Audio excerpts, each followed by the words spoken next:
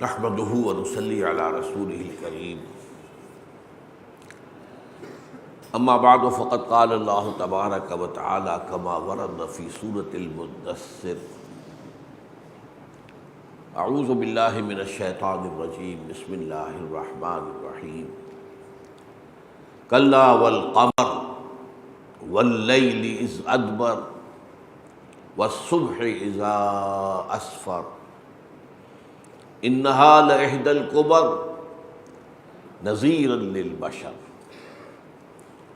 وقال عز وجل كما ورد في سورة الانشقاق فلا أقسم بالشفق والليل وما وسق والقمر إذا اتسق لتركبن طبقا عن طبق فما لهم لا يؤمنون. صدق اللہ العظیم. رب اشرح لي صدری ویسر لي امری واحلل عقدۃ من لسانی یفقہوا قولی. اللهم ربنا الہمنا رشدنا واعذنا من شرور انفسنا. اللهم ارنا الحق حقا وارزقنا اتباعه وارنا الباطل باطلا وارزقنا اجتنابه. اللهم وفقنا لما تحب وترضى. اللهم وفقنا نقيم نظام الخلافة على منهاج النبوة في باکستان اولا وفي كل العالم آخرا. آمین یا رب العالمین.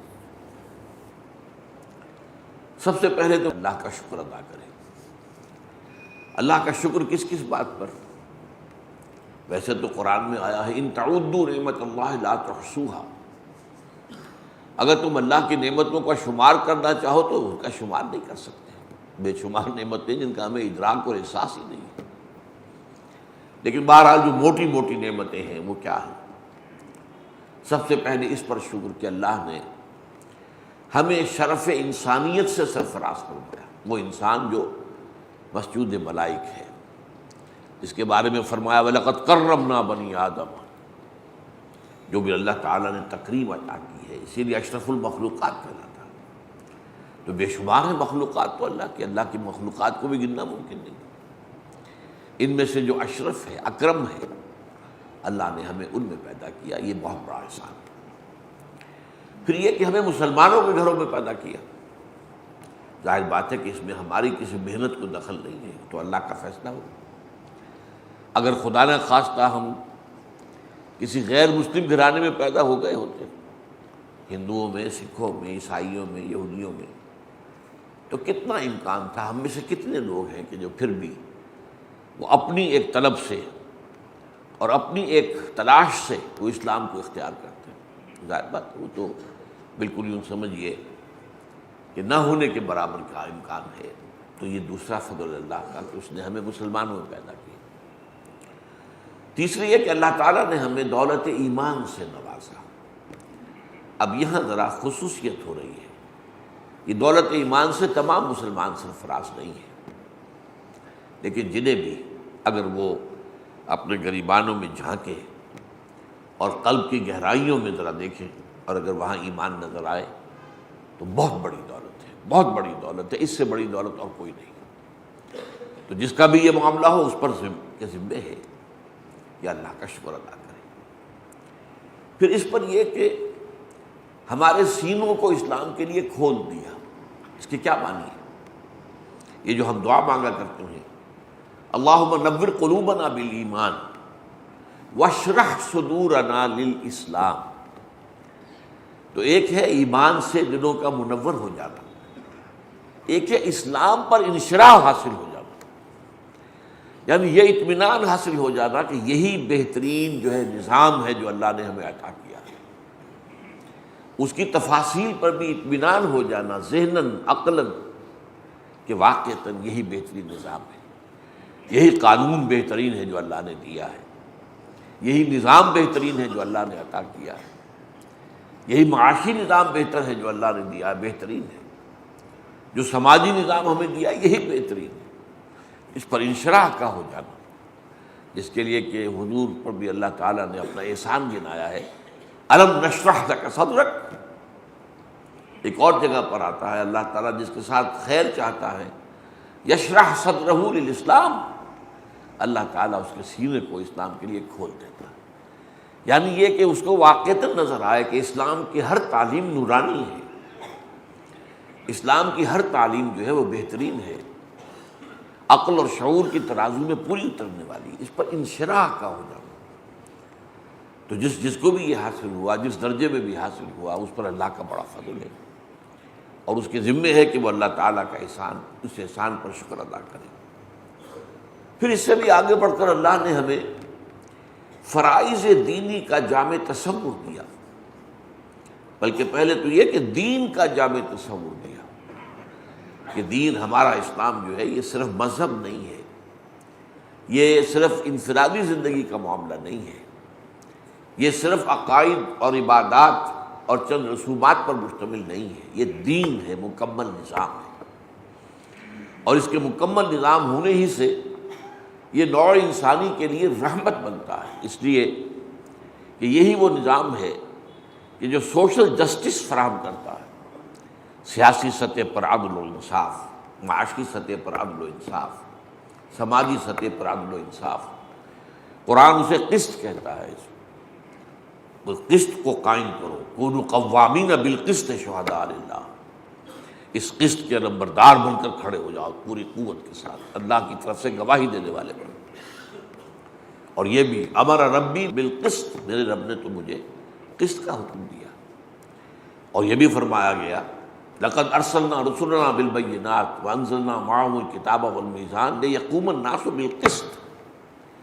یہ ہم نے جو سب کچھ کیا ہے کہ ہم نے رسولوں کو بھیجا، ان کے ساتھ جو نشانیاں اتاری، پھر کتابیں دیں، نظام دیا، میزان دی، کس لیے؟ تاکہ لوگ عدل پر قائم۔ تو وہ در حقیقت سسٹم آف سوشل جسٹس ہے جو ہمیں ملا ہے دین، اس کا احساس ہونا کہ یہ محض عقیدہ اور عبادت اور رسومات کا نام نہیں ہے۔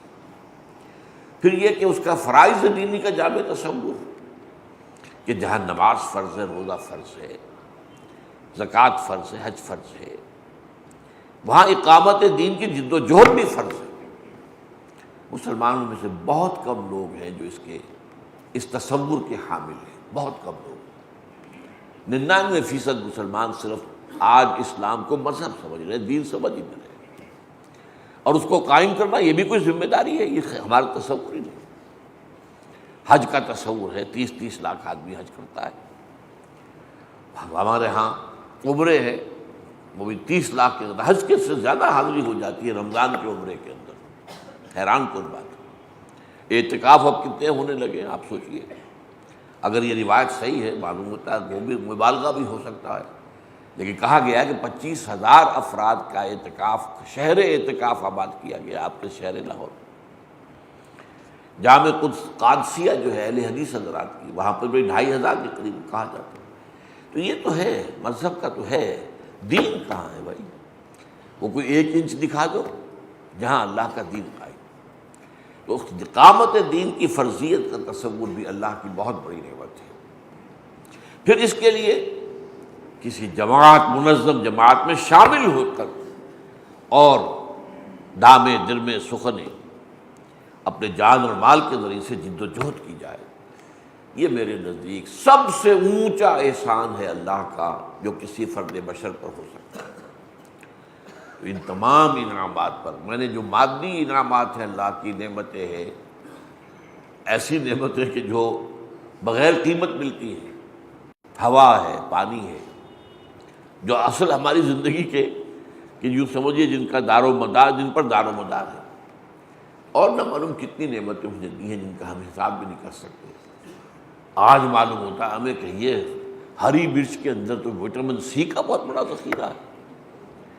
امیر آدمی جو ہے وٹامن سی حاصل کرنے کے لیے وہ سنترے کھائے گا، مالٹے کھائے گا، جسے سٹرس فیملی کہتے ہیں فروٹ کی، اس سے ملے گا، لیکن اللہ نے ایسا نظام رکھا ہے کہ غریب آدمی بھی محروم نہ رہے۔ وہ ہری مرچ کے اندر اس سے کہیں زیادہ جو ہے وٹامن سی موجود ہے۔ اگر کسی غریب آدمی نے ہری مرچ اور نمک رگڑ کر چٹنی بنائی اور روٹی کھائی تو وٹامن سی تو مل گیا اس کو۔ اسی طریقے سے وٹامن اے وہ کاڈ لیور آئل میں ملے گا، وہ بڑے قیمتی جو ہیں روغنیات ان میں ہوتا ہے، لیکن سب سے بڑی مقدار گاجر میں ہے، آپ اندازہ کیجیے جو عام آدمی کی رسائی میں، تو یہ اللہ کی نعمتیں کون؟ یہ تو جیسے جیسے ہماری سائنسی معلومات بڑھ رہی ہیں تو اللہ کی نعمتوں کا بھی اندازہ ہو رہا ہے۔ یہ دوسری بات ہے کہ دیکھنے والوں کی آنکھیں تو کھلی ہیں، دل اندھے ہیں، یہ چیزیں نظر آ رہی ہیں، اللہ کی نعمت کا تصور اب بھی حاصل نہیں ہو رہا۔ بہرحال ان سب باتوں پر میں نے اپنے ساتھیوں سے کہا کہ دو چیزوں کا اب التزام کرو، صبح و شام کا وظیفہ بناؤ۔ ایک تو وہ دعا جو قرآن مجید میں نقل کی گئی ہے کہ جب اہل جنت جنت میں داخل ہو جائیں گے تب وہ ترانہ حمد ان کے دلوں کی گہرائیوں سے نکلے گا، الحمدللہ الذی ہدانا لہذا وما کنا لنہتدی لولا ان ہدانا اللہ۔ کل شکر، کل ثنا، کل حمد، کل تعریف اس اللہ کے لیے ہے جس نے ہمیں یہاں تک پہنچایا۔ ترجمہ تو ہوگا جس نے ہمیں اس کی ہدایت دی، یعنی ہدایت دی جس کے نتیجے میں ہم یہاں تک پہنچ گئے، اور ہدایت کا آخری درجہ یہی ہوتا ہے۔ میں نے کئی مرتبہ واضح کیا ہے کہ آپ سے کوئی شخص کسی جگہ کا پتہ پوچھتا ہے، آپ کہتے ہیں یوں جاؤ، ادھر جانا، لیفٹ چلے جانا، پھر چوتھی لائٹ آئے گی اس سے مڑ جانا، یہ بھی ہدایت ہے، آپ نے اس نے راستہ تو بتایا نہیں۔ ایک یہ کہ آپ اس کی انگلی پکڑے چلو بھائی میں تمہیں پہنچاتا ہوں، انگلی پکڑ کر منزل تک پہنچا۔ تو اللہ کی ہدایت آخری تو یہ ہے کہ وہ انگلی پکڑ کر ہمیں ہدایت کی آخری منزل تک پہنچائے، اور پہنچاتا ہے اس کا یہ تو اس کی سنت ہے، والذین جاہدوا فینا لنہدینہم سبلنا۔ جو لوگ ہماری راہ میں محنت کرتے ہیں، اور یہ محنت اللہ کی معرفت حاصل کرنے کی نعمت بھی ہے، اللہ پر ایمان حاصل کرنے کی محنت بھی ہے، پھر صحیح طرز پر کام کرنے والی جماعت کی شناخت اور پہچان کی نعمت بھی ہے۔ یہ ساری نعمتیں جو میں نے گنوائی ہیں، تو اس پر اللہ تعالی ہمیں اس دنیا میں رہتے ہوئے گویا کہ اللہ نے وہ جنت کی نعمت عطا کر دی ہے۔ یہ امام ابن تیمیہ رحمۃ اللہ علیہ کا قول تھا جب انہیں ماریں پڑ رہی تھیں حکومت کی طرف سے، جیل میں تھے، تو وہ کہا کرتے تھے کہ تم میرے جسم کو تکلیف دے سکتے ہو، ان جنتی معی، میری جنت تو میرے ساتھ ہے، میرے اندر موجود ہے، میرے دل میں موجود ہے، تم اس سے کوئی گردن نہیں پہنچا سکتے۔ یہ مار جسم کو پڑ سکتی، روح کو تو نہیں پڑ سکتی۔ وہ ایمان جو میرے اندر ہے، جس سے میرے قلب کو اللہ نے منور کیا ہے، وہ انشراح جو مجھے ہے اسلام پر، اس کو تو کوئی چوٹ نہیں لگتی۔ تو اس پر یہ کہ الحمدللہ الذی ہدانا لہذا وما کنا لنہتدی لولا ان ہدانا اللہ۔ کل شکر، کل حمد، کل ثنا اس اللہ کے لیے ہے جس نے ہمیں اس کی ہدایت دی اور یہاں تک پہنچایا، اور ہم ہرگز ہدایت یافتہ نہ ہو سکتے اگر اللہ ہدایت نہ دیتا۔ یہ قرآن مجید میں واضح ہے، ما یذکرون الا یشاء اللہ، یہ تذکر اور نصیحت اخذ کرنا تو اللہ نہ چاہے تو ممکن نہیں ہے۔ لیکن اس کے بعد دعا کیا ہے؟ ربنا لا تزغ قلوبنا بعد اذ ہدیتنا وہب لنا من لدنک رحمہ انک انت الوہاب۔ اے اللہ، جب تو نے ہمیں ہدایت بخشی ہے تو اب ہمارے دلوں کو کج نہ ہونے دیجیے، ایسا نہ ہو کہ شیطان کا کوئی نرغہ ہو، وسوسے آئیں، شیطان کا کوئی اور وار ہم پر کاری ہو جائے، کہیں دنیا کی محبت تیری راہ میں جد و جہد کرنے سے زیادہ نہ ہو جائے۔ تو یہ تو ہی ہے جو ہمیں ہدایت پر قائم رکھ سکتا ہے، اور ہمارے سب کے دل جو ہیں تیری دو انگلیوں کے مابین ہیں۔ حضور کی حدیث، تمام انسانوں کے دل اللہ کی دو انگلیوں کے مابین، جدھر چاہتا ہے پھیر دیتا ہے۔ تو اللہم صرف قلوبنا الی الایمان، اللہم صرف قلوبنا الی الجہاد، اللہ ہمارے دلوں کو ایمان اور جہاد کی طرف پھیر دے۔ اب مجھے یاد آ رہا ہے، یہ 1951 کا واقعہ ہے، 57 برس پہلی بات، اسلامی جمی طلبہ کا اجتماع تھا سالانہ۔ تو وہاں کراچی سے ایک دوست آئے تھے جو میرے بعد میں معلوم ہوا کہ عزیز بھی ہے، رشتہ دار بھی ہے، لیکن ہمارا تعارف جمعیت کے رکن ہونے کی حیثیت سے پہلے تھا، بعد میں معلوم ہوا کہ ہم عزیز بھی ہیں۔ ان کے پاس ایک آٹوگراف بک تھی، انہوں نے کہا کہ یہ آپ آٹوگراف میرے لکھ دیجیے۔ میں نے اس پر اس وقت یہ 2 آیتیں لکھی تھی، میں نے یہ لکھا، الفاظ مجھے آج تک یاد ہے، اس لیے کہ انہوں نے پھر اس کا اس قدر کی، بہت عام کیا، بہت ساتھیوں کو وہ دکھایا کہ دیکھو یہ بات لکھی ہے اسرار میں، کہ میرا دل کبھی کبھی ان لوگوں کے تصور سے کانپ اٹھتا ہے جو کبھی اقامت دین کے قافلے میں شریک تھے اور نمایاں طور پہ شریک تھے، اور اس کے بعد پھر وہ اس قافلے کو چھوڑ کر اور دنیا میں گم ہو گئے۔ میں خود الحمدللہ الذی ہدانا لہذا وما کنا لنہتدی لولا ان ہدانا اللہ کے بعد صرف اس دعا کا سہارا لیا کرتا ہوں کہ ربنا لا تزغ قلوبنا بعد اذ ہدیتنا وہب لنا من لدنک رحمۃ انک انت الوہاب۔ تو یہ میرے آج تک ایک ایک لفظ مجھے یاد ہے جو میں نے لکھا تھا۔ انہوں نے خرم جاں مراد یہ بہت مشہور ہوئے پھر بعد میں، جماعت اسلامی کے نائب امیر تھے اور بڑی ان کی کافی کتابیں بھی ہیں، تو ہم ساتھی تھے جمعیت طلبہ میں، اور انہی سے پھر میں نے چارج لیا تھا نظامت اولیاء کا۔ مجھ سے پہلے وہ ناظم اعلیٰ تھے آل پاکستان، پھر میں ہوا، پھر میرے بعد خورشید صاحب ہوئے جو سینیٹر ہیں جماعت اسلامی کے۔ بہرحال یہ تو پہلا حصہ تھا میری گفتگو کا۔ اب اس کے بعد آیا اصل مضمون۔ پہلی بات جو ہمارے ایمان اور یقین کا جزو لازم ہے وہ کیا ہے؟ اللہ تعالیٰ اس کائنات کا بلا شرکت غیر خالق بھی ہے، مالک بھی ہے۔ یہ تو الف کہیے، الف بیتے جو شروع ہوتی ہے تو یہ الف ہے ہمارے ایمان کی، کہ اللہ تعالیٰ اس پوری کائنات کا بلا شرکت غیر، اس تخلیق میں کوئی اس کا شریک نہیں ہے، اس کے مالک ہونے میں کوئی اس کا شریک نہیں، بلا شرکت غیر خالق اور مالک ہے، اور وہ حاکم اعلیٰ بھی ہے اور عامر مطلق بھی ہے۔ یہ لفظ پہلی دفعہ استعمال کرا، عامر۔ ہمارے ہاں عامر گالی بن گیا، عامر ہے، یہ عامریت کو گالی بن گئی۔ اللہ تو سب سے بڑا عامر ہے۔ الا لہ الخلق والامر، تخلیق بھی اسی کی، امر بھی اسی کا۔ تو اللہ تعالیٰ اسی لیے یہ دو عالم ہے، عالم تخلیق، عالم خلق، عالم امر، اور یہ دونوں اللہ تعالیٰ کے جو ہے دست قدرت میں ہے۔ عالم امر میں بھی کوئی شے نہیں آ سکتی جب تک کہ اللہ کا اذن نہ ہو، عالم خلق میں بھی کوئی شے ظہور نہیں کر سکتی جب تک کہ اللہ کا اذن نہ ہو۔ اچھا، جہاں تک اس کے امر کی شان ہے وہ ہوتا ہے کن فیکون، انما امرہ اذا اراد شیئا فانما یقول لہ کن فیکون۔ اس عالم امر میں ٹائم ایلیمنٹ نہیں ہے بالکل، چشم زدن میں بھی وقت لگتا ہے، اتنا وقت بھی نہیں لگتا، جو حکم ہے فوراً۔ یہ عالم امر کی بات ہے، لیکن میں نے تفصیل سے اس کو بیان کیا ہے۔ میرا جو کتابچہ کہہ لیں، کتاب کہہ لیں، اس کا عنوان ہے ایجاد و ابداع عالم سے عالمی نظام خلافت تک۔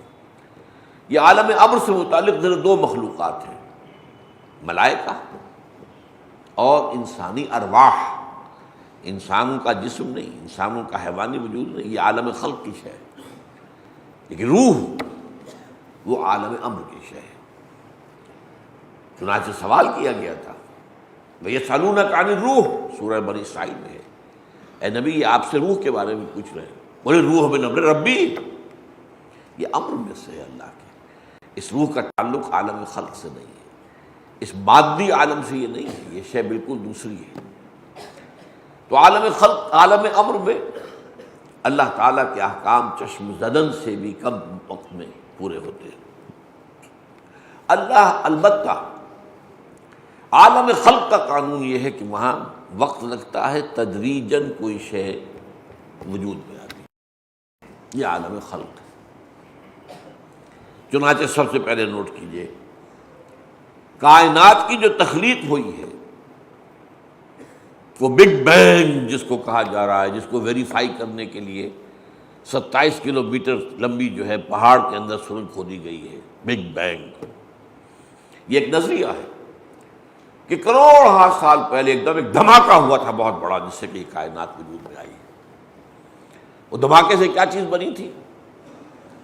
ایک ایسے ذرات تھے انتہائی چھوٹے، ایٹم تو بڑی شے ہے، ایٹم کا بھی لاکھواں حصہ، جو انتہائی گرم تھے، انتہائی، ٹریلین ڈگری سینٹی گریڈ ان کا ٹیمپریچر تھا، ٹریلین، کھربوں، اور وہ تیزی سے حرکت کر رہے تھے، دوڑ رہے تھے۔ بہرحال یہ ایک نظریہ ہے، اور سائنس میں یہ بات مانی جاتی ہے کہ نظریہ اس وقت تک نظریہ رہتا ہے جب تک ویریفائی نہ ہو جائے۔ نظریہ ہے، ڈارون کا نظریہ ویریفائی نہیں ہو سکا، آج تک نہیں ہو سکا، لہذا اس کی مخالفت بھی ہے، شدید ہے، نظریے کی حیثیت سے بات لوگ مانتے ہیں، لیکن چونکہ وہ ثابت نہیں کیا جا سکا، ویریفائی نہیں ہو سکا۔ اب جب ہم کہتے ہیں کہ یہ پانی جو ہے یہ ہائیڈروجن اور آکسیجن سے مل کر بنا ہے، ہائیڈرولسس کر دیجیے، آکسیجن اور ہائیڈروجن علیحدہ علیحدہ وجود میں آ جائے گی، ہائیڈروجن اور آکسیجن کے اندر سپارک کیجیے الیکٹرک، پانی بن جائے۔ اب یہ ویریفائبل ہے۔ تو بگ بینگ جو ہے اس کے بارے میں یہ ہے کہ اس کے بعد کروڑ برس لگے ہیں اس تک کہ زمین وجود میں آئی اور اس پر کرسٹ آف دی ارتھ قائم ہوا۔ یہ چھلکا ہے زمین کا، یہ جس میں خاک ہے، اس کے اندر تو اب بھی آگ بھری پڑی ہے، اندر اس کے پیٹ میں تو آگ ہے، اس کے اندر سے جب لاوا ابلتا ہے تو پتہ چلتا ہے کہ کیا قیامت اس زمین کے اندر ہے۔ اب یہ لمبا پروسیس ہے، یہ اس کو تنزلات میں نے شمار کیا ہے۔ ایک تنزلات وہ ہیں جو ہمارے قدیم فلسفے کے اندر آتے ہیں، ایک تنزلات وہ ہیں جو ہمارے صوفیاء نے معین کیے ہیں، ایک تنزلات وہ ہیں جو میں نے بیان کیے ہیں جن کا تعلق سائنس کے ساتھ اور قرآن کے ساتھ۔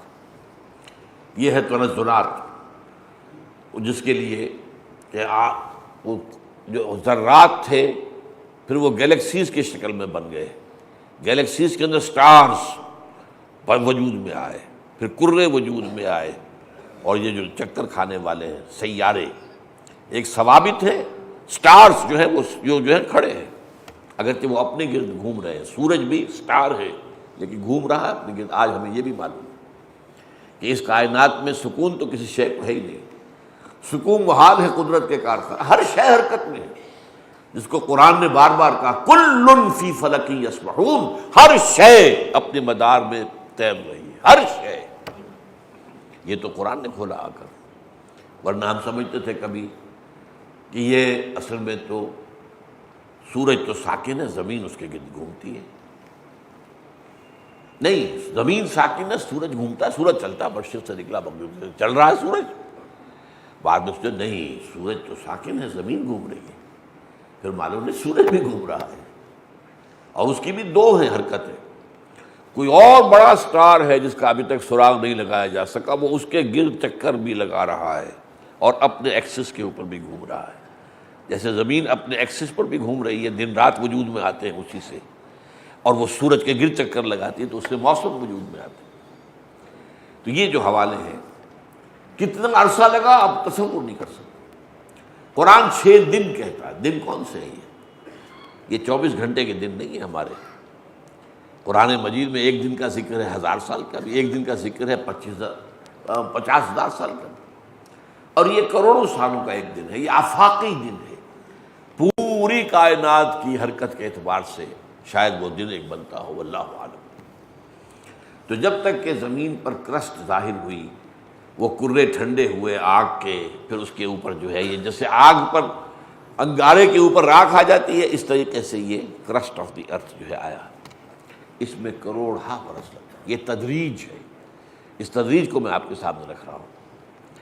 اسی لیے کہا ہے کسی نے، میں یہ شاعر کا نام معلوم نہیں، شعر بہت اچھا ہے، مت سہت ہمیں مت سہل ہمیں جانو، پھرتا ہے فلک برسوں، میں کہتا ہوں صدیوں، تب خاک کے پردے سے انسان نکلتا ہے۔ اس کائنات نے کتنے تنزلات طے کیے ہیں، تب خاک وجود میں آئی اور خاک سے انسان کا ہیولہ بنا۔ اس پر تو سائنس اور مذہب دونوں متفق ہیں، مٹی سے بنایا گیا انسان، قرآن بھی یہی کہتا ہے، سائنس بھی یہی کہتی ہے۔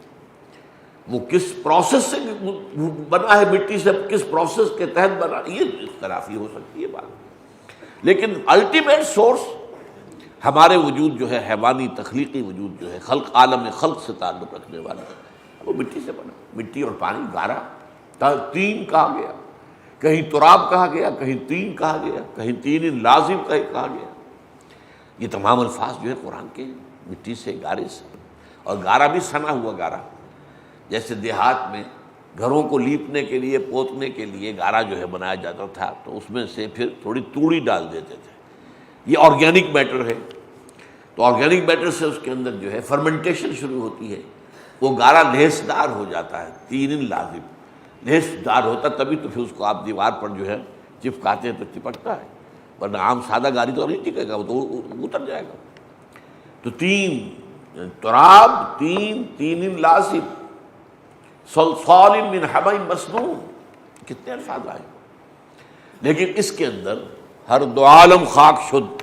ایک تو میں نے اردو کا شعر آپ کو سنایا نا، مت سہل ہمیں جانو پھرتا ہے فلک برسوں صدیوں، تب خاک کے پردے سے انسان نکلتا ہے۔ اور مرزا عبد القادر بیدل نے جو شعر کہا اس کا تو کوئی جواب ہی نہیں۔ ہر دو عالم خاک شد تا بست نقش آدمی، اے بہار نیستی از قدر خود ہوشیار باش۔ یہ ہر دو عالم، یہ پوری کائنات جب اتر کر تنزلات کے مرحلے طے کر کے خاک تک پہنچ گئی، تب انسان کا ہیولہ بننا شروع ہوا۔ اب یہ دوسرا مصرع جو ہے اس کو سمجھانے کے لیے مجھے آپ کو فلسفہ پڑھانا پڑے گا۔ فلسفہ وجود جو ہے، وحدت الوجود، وحدت الشہود وغیرہ، اس میں یہ ہے کہ کائنات اصل میں یہ خیالی ہے، اس کا کوئی حقیقی وجود نہیں ہے، یہ معدوم ہے۔ اصل تو ہے وجود صرف اللہ کی ذات، وجود مطلق اللہ کی ذات۔ یہ تو سائے کی طرح سمجھ لیجیے، آپ شیشے کے سامنے کھڑے ہیں تو آپ ادھر بھی کھڑے نظر آ رہے ہیں، آپ وہاں تو کچھ نہیں ہے، شیشے کے بھی کچھ نہیں، یہ آپ کا عکس ہے جو پڑ رہا ہے۔ تو یہ جو ہے کل ما فی الکون وہم او خیال او عکوس فی البرایا او ظلال، کائنات میں جو کچھ ہے وہم ہے یا خیال ہے، یا جیسے شیشے کے اندر، آئینے کے اندر عکس نظر آتا ہے، یا سایہ ہے، درخت کا سایہ زمین پر پڑ رہا ہے، اس سایہ کا کوئی وجود ہے نہیں۔ تو یہ جو معدوم ہے کائنات، اس معدوم کی بہار جو ہے وہ انسان ہے، اس کا کلائمیکس اس تخلیق کا انسان ہے۔ تو ہر دو عالم خاک شد تا بست نقش آدمی، اے بہار نیستی، نیست ہے تو یہ معدوم کائنات، لیکن اس کا جو ہے کھلا ہوا پھول گلاب کا کون ہے؟ انسان ہے۔ اے بہار نیستی از قدر خود ہوشیار باش، اپنے قدر کو سمجھو، اس کائنات نے کتنی منزلیں طے کی ہیں، نیچے اتری ہے، تب انسان کا جو ہے وہ نقش پیدا ہوا۔ اچھا، اس کے بعد تدریج اور ارتقاء کا ایک اور مرحلہ شروع ہوا، اور وہ کیا ہے؟ نبوت و رسالت۔ آدم پہلے نبی بھی، پہلے رسول بھی، لیکن تقریباً 6-7 ہزار برس کی تدریج کے ذریعے سے نبوت اور رسالت کی تکمیل ہوئی ہے۔ وہی وقت لگ رہا ہے نا، عالم خلق کے اندر وقت لگتا ہے۔ جیسے جیسے انسان کا ذہنی ارتقاء ہوا، ہمارا عہد طفولیت میں تو تھا نا، پھر بڑھا انسان، اس کا ذہن بڑھا، شعور بڑھا۔ اب ایک بچہ ہے پرائمری کا، اسے آپ پی ایچ ڈی ٹیچر رکھ دیں تب بھی کیا کرے گا؟ پڑھائے گا تو وہی کچھ نا جس کی اس میں استعداد ہے، وہی پڑھائے گا، وہ اپنا پی ایچ ڈی کا علم تو اس کے اندر نہیں اڑیل سکتا۔ تو اس لیے انسان ابھرا، یہ ذہنی طور پر بھی اور تمدنی اعتبار سے۔ پہلے غاروں میں رہتا تھا، پھر اس نے آگے بڑھ کر قبائل کی شکل اختیار کی، کوئی کٹیاں بنائیں، کوئی جھونپڑیاں بنائیں، قبیلے کا نظام بنا، پھر سٹی اسٹیٹس وجود میں آئیں، پھر بڑی بڑی امپائرز وجود میں آ گئی۔ یہ ہے سوشل ایولیوشن جو ہو رہا ہے، انسان کا تمدنی ارتقاء ہو رہا ہے، انسان کا ذہنی ارتقاء ہو رہا ہے۔ یہ دونوں ارتقاء جب اپنی میچورٹی کو پہنچ گئے تو ساتھ ہی نبوت اور رسالت بھی مکمل ہو گئی، اور اس میں آدم سے لے کر حضرت محمد تک صلی اللہ علیہ وسلم، ویسے تو یقین سے ہم نہیں کہہ سکتے، لیکن یہ کہ 6-7 ہزار سال کا فصل ہے کم سے کم۔ آدم نما مخلوق تو بہت پرانی شے ہے، آدم نما مخلوق، وہ جو بھی ڈارون بات کرتا ہے یا اور جو ہمارے فاسلز نکل آتے ہیں، یہ اتنے لاکھ پرانا جو ہے ایک فاسل نکل آیا ہے، اس کا جبڑا تو بالکل انسان کے جبڑے کے مانند، یہ جو ہوتا ہے اخبارات میں آتا رہتا ہے۔ یہ انسان نما مخلوق تو بہت پہلے تھی، لیکن ایک خاص انسان ہومو سیپینز میں جب اللہ نے روح میں سے پھونکا، وہ ایک شخص تھا آدم۔ وہ آدم جو ہے 10,000 سال سے زیادہ پرانی شخصیت نہیں ہے۔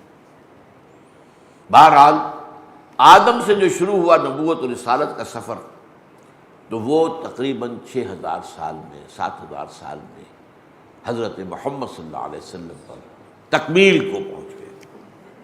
نبوت اور رسالت کا ایولیوشن ہے، ارتقاء ہے۔ اس میں دو پہلو ہیں۔ نبوت کی انتہا کیا ہے؟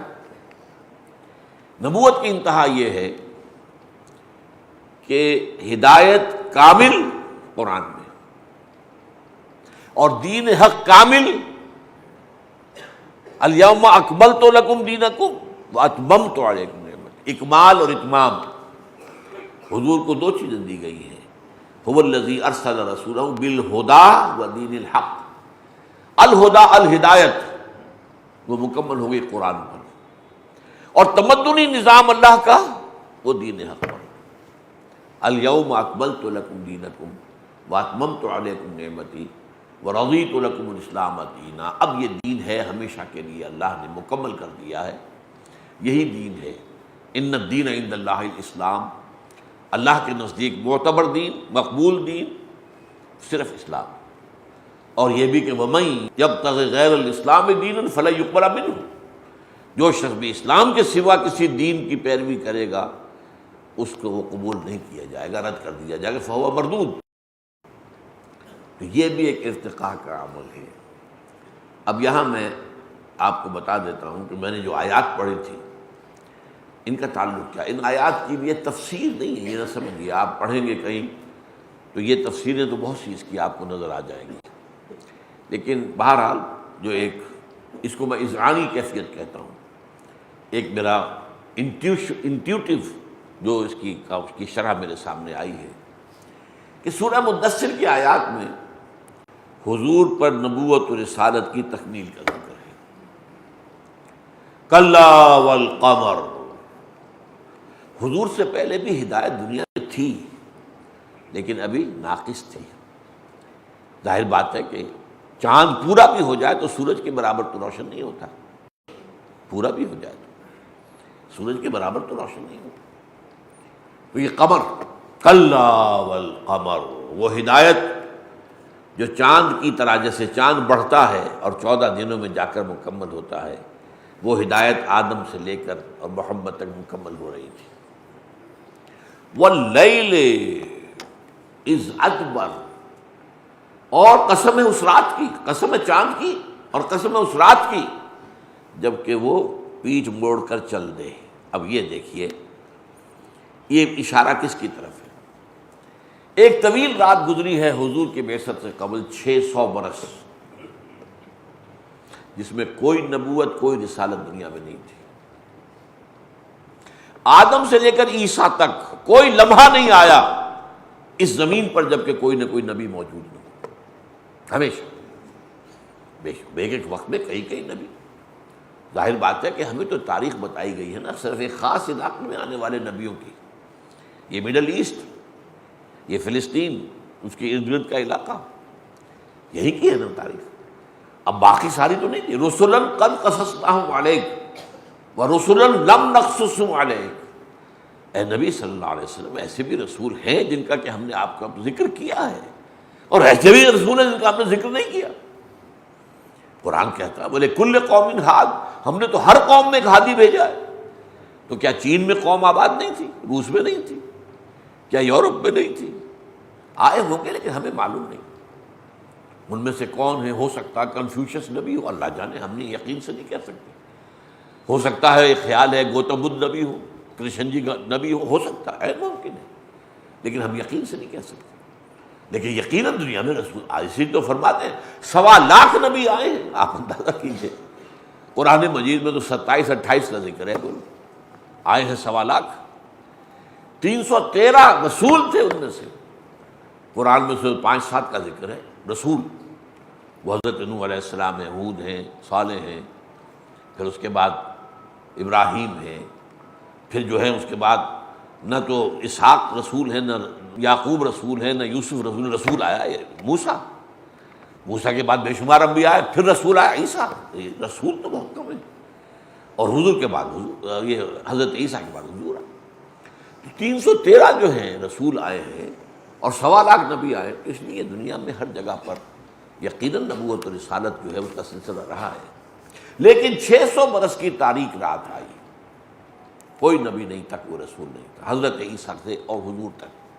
یہ ہے وہ رات، لیکن اب حضور کی آمد پر وہ رات جا رہی ہے، رات ختم ہو رہی ہے۔ واللیل اذ ادبر، ادبرا پیٹھ موڑ لی، اب اس رات نے پیٹھ موڑ لی، وہ جا رہی ہے۔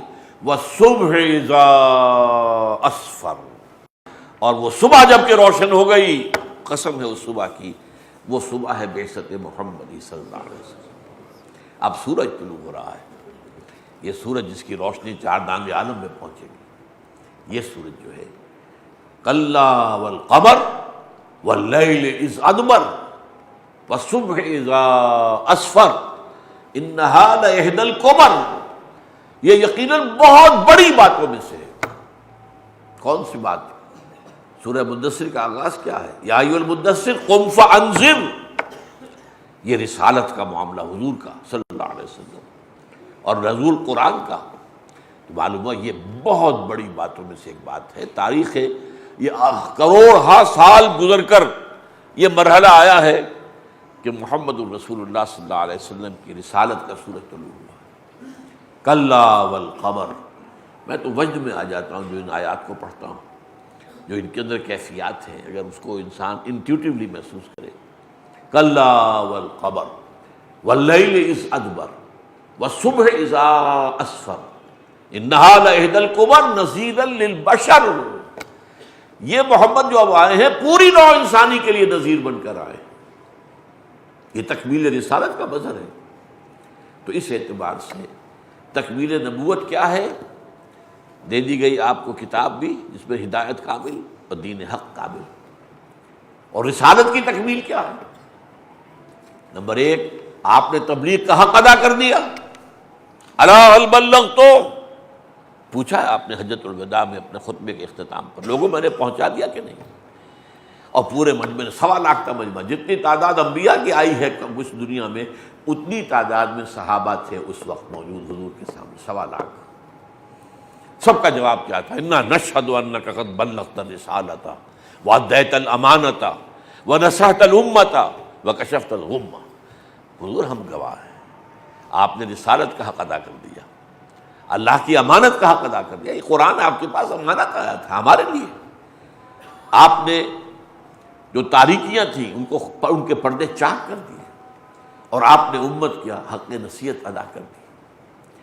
تو یہ کام ہوا ہے مکمل، لیکن جیسا کہ میں نے بتایا نبوت کو یہاں تک پہنچنے میں 6-7 ہزار سال لگے۔ یہ ارتقاء، اس کائنات کا اصول ارتقاء، تنزل اور ارتقاء۔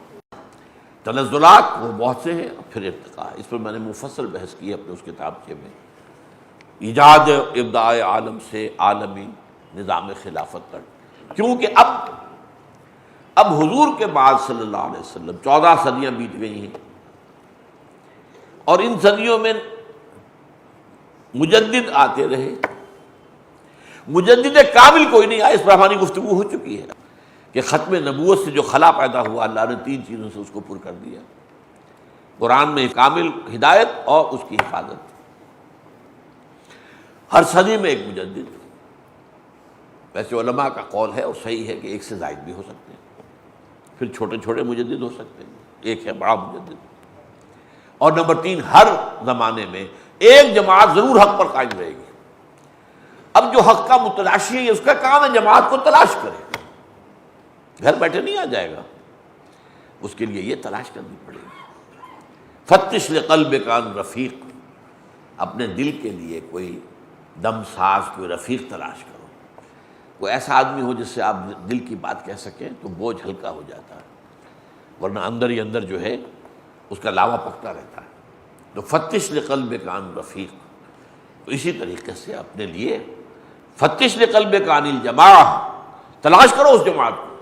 یہ تو حضور کا فرمان ہے، اس جماعت سے خالی کبھی دنیا نہیں ہوگی، اس جماعت کے عنوان بدلتے رہیں گے۔ جیسے شیر شاہ سوری کے ڈاک کے نظام میں گھوڑا اور سوار بدل جاتے تھے ہر 30 میل پر، ڈاک کا تھیلا وہی جو ایک گھوڑے سے دوسرے گھوڑے کو منتقل ہو جاتا تھا۔ اسی طرح وہ دین جو ہے اپنی اصلی حالت میں منتقل ہوتا چلا آ رہا ہے، عنوان بدل جائیں گے، نام بدل جائیں گے۔ ان 14 صدیوں میں اب یہ 15ویں صدی یہ تجدید کامل کی صدی ہے. اب قافلہ چلتا رہا 14 صدی تجدید تجدید. ہوا کیا؟ حضور کے زمانے میں صلی اللہ علیہ وسلم اور آپ کے صحابہ محمد الرسول اللہ والذین معہ، ان کی جو محنت تھی، جو مشقت تھی، جو قربانیاں تھیں، جو کچھ انہوں نے کیا، اس کے نتیجے میں خلافت کا ایک نظام دنیا کے سامنے قائم کر کے دکھا دیا گیا.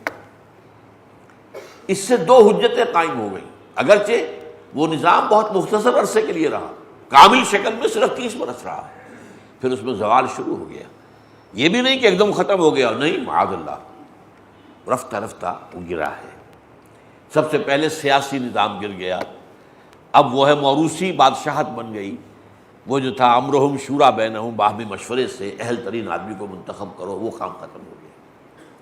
لیکن یہ کہ وہ خوش درخشید ولے شعلہ مستعجل بود، وہ اس نے درخشاں تو سورج کے مانند ہوا ہے، وہ عالم نظام خلافت ہے. اور آج پوری عالم انسانیت پر گویا کہ حجت ہے، دیکھو یہ نظام تھا، قائم ہوا تھا. ہاں، ہم پر جو جوابی حجت وہ قائم کرتے ہیں، وہ کہتے ہیں اب دکھاؤ نہ کہیں، اس پر ہم خاموش ہیں.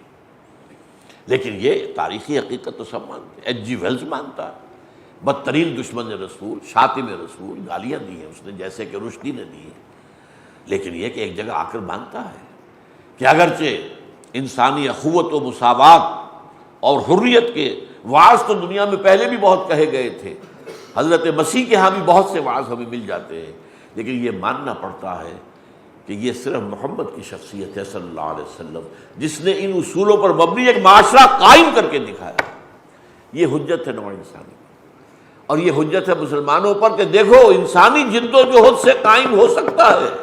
اب تمہارے ذمہ ہے اس نظام کو دوبارہ قائم کرنا، تم پر حجت ہے. پیٹ پر پتھر باندھنے پڑے تھے صحابہ کو، اور حضور کو بھی جانیں دینی پڑی تھی صحابہ کو، اور خون تو حضور کا بھی گیا ہے. اگرچہ آپ کی خواہش تو یہ تھی لَوَدِدتُّ أَنْ أُقْتَلَ فِي سَبِيلِ اللَّهِ ثُمَّ أُحْيَا ثُمَّ أُقْتَلَ، خواہش تو یہ تھی کہ میں اللہ کی راہ میں قتل ہو جاؤں. لیکن رسول قتل نہیں ہو سکتے، یہ اللہ کا قانون ہے. كَتَبَ اللَّهُ لَأَغْلِبَنَّ عَلَى رَسُولِهِ، یہ تو ہوگا، اللہ رسول تو غالب آئیں گے، چاہے اس شکل میں آئے کہ سارے کفار کو فنا کر دیا جائے اور رسول اور اس کے ساتھیوں کو بچا لیا جائے، جو قوم نوح کے ساتھ ہوا، قوم ہود کے ساتھ ہوا، قوم صالح کے ساتھ ہوا، سدوم اور عامورہ کی بستیوں کے ساتھ ہوا، قوم شعیب کے ساتھ ہوا. یہ ہوا کہ نہیں ہوا؟ تو بہرحال ایک حجت قائم ہوئی نوع انسانی پر کہ یہ بہترین نظام ہے، اور دوسری حجت مسلمانوں پر یہ قائم ہوئی ہے انسانی محنت کے ذریعے سے، قربانی کے ذریعے سے، سیکریفائس کے ذریعے سے، سٹرگل کے ذریعے سے، جانیں دے کر، خون دے کر. تم بھی کر سکتے ہو. یہ ہے اصل میں ان دوسری مقام قرآن کا جس پر کہ میں جھومتا ہوں، سورہ انشقاق. اب دیکھیے یہاں پر بھی رات کا ذکر بھی ہے، چاند کا ذکر بھی ہے. ان دونوں مقامات کے اندر یہ چیز مشترک ہے. فلا اقسم بالشفق، تو نہیں، میں قسم کھاتا ہوں شفق کی. شفق کس چیز کا نام ہے؟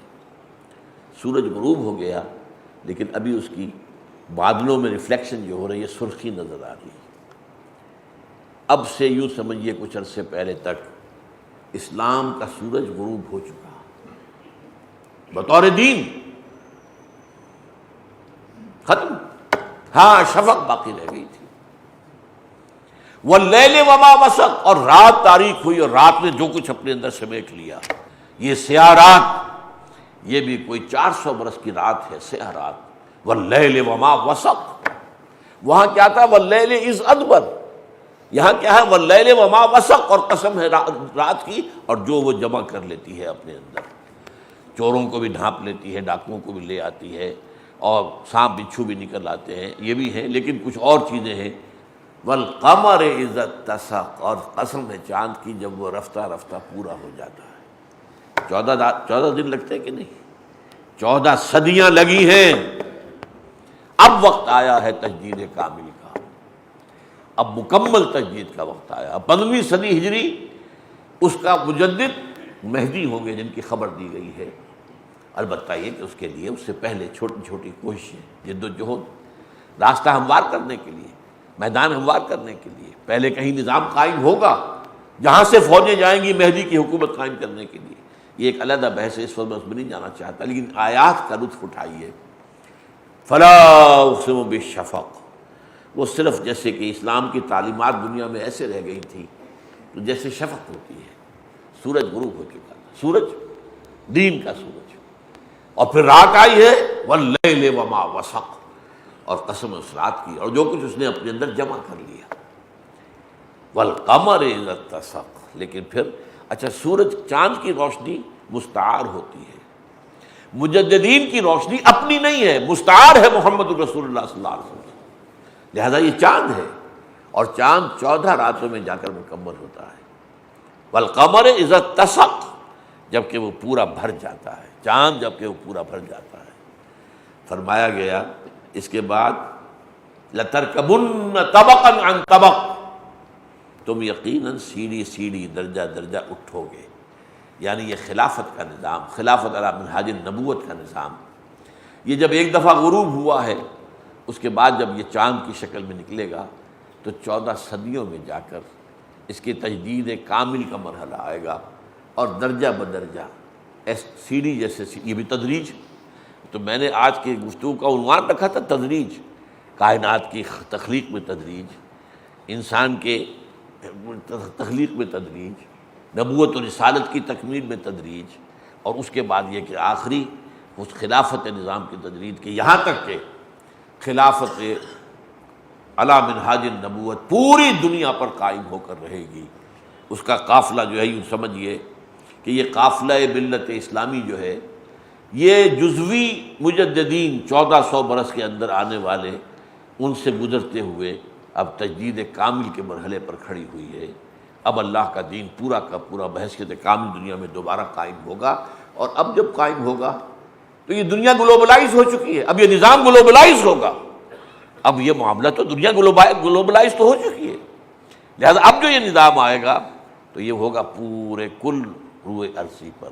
البتہ اس قافلے کے لیے جو جزوی کوششیں ابھی ہو رہی ہیں، چھوٹی ہو رہی ہیں، اور خاص طور پر پاک و ہند میں جو کوششیں ہوئی ہیں، بر صغیر ہند و پاک جسے ہم کہتے ہیں، اس کے اندر رفتہ رفتہ کئی لڑیوں میں جا کر یہ لڑی تنظیم اسلامی کی بھی اس میں شامل ہے۔ یہ کوئی آسمان سے نہیں گری ہے، بلکہ یہ کہ تدریجاً اس کا بھی تدریجی ارتقا ہوا ہے۔ علامہ اقبال نے دین کے فکر کو تو تازہ کیا، یہ مذہب نہیں ہے دین۔ ابوالکلام آزاد نے حزب اللہ قائم کی سن 1912 سے 1920 تک، اس کے بعد مولانا مودودی آئے 1941 سے 51 تک، وہ اسی کی جد و جہد، اصولی انقلابی جد و جہد میں لگے رہے۔ پھر ہم نے اس کام کو شروع کیا ہے، تو یہ اصل میں تدریجی ارتقاء ہے۔ ابھی ہو سکتا ہے 1-2 منزلیں، 1-2 نسلیں اور بیت جائیں، لیکن اس کے بعد ہونا ہے لازماً پوری دنیا پر خلافت کا سورج طلوع ہوگا، اور پوری دنیا کو وہ اپنی نورانی تعلیمات اور نظام کے ذریعے سے معمور کر دے گا۔ یہ چمن معمور ہوگا نغمہ توحید سے، یہ شب گریزہ ہوگی آخر جلوہ خورشید سے، اور یہ چمن معمور ہوگا نغمہ توحید سے۔ یہ علامہ اقبال کا شعر ہے، تو یہ ہو کر رہے گا، اور تنظیم اسلامی در حقیقت اسی کی ایک کڑی ہے، اسی کی ایک جد و جہد کرنے کے لیے ایک ہیئت جماعت، ایک ہیئت تنظیم ہے۔ اب یہ کام آپ لوگوں کا ہے، سوچیں، غور کریں، پرکھیں، اس کے فکر کو پرکھیں، اس کی ہدف کیا ہے وہ اس کو سمجھیں، طریقہ کار کیا ہے اس کو سمجھیں، اس کا طریقہ تنظیم کیا ہے اس کو سمجھیں، اس کا طریقہ تربیت و تزکیہ کیا ہے اس کو سمجھیں۔ یہ تفتیش آپ کی جو ہے، یہ اس کے لیے ریسرچ، یہ بھی خود جہاد فی سبیل اللہ کا حصہ ہے۔ جب نیت یہ ہو کہ ہمیں اس کام میں لگنا ہے، اب ہمیں دیکھنا ہے کون سی جماعتیں تو ہیں، ان جماعتوں میں آپ تلاش کیجئے۔ وہ حدیث میں آپ کو سنا چکا ہوں کہ میری امت میں ایک جماعت ہمیشہ لازماً حق پر قائم ہوگی، تو اس سے کوئی استثناء نہیں ہے، کوئی نہ جماعت تو موجود ہے، اس کو تلاش کرنا آپ کا کام ہے۔ اقول قولی ھذا واستغفر اللہ لی ولکم ولسائر المسلمین والمسلمات۔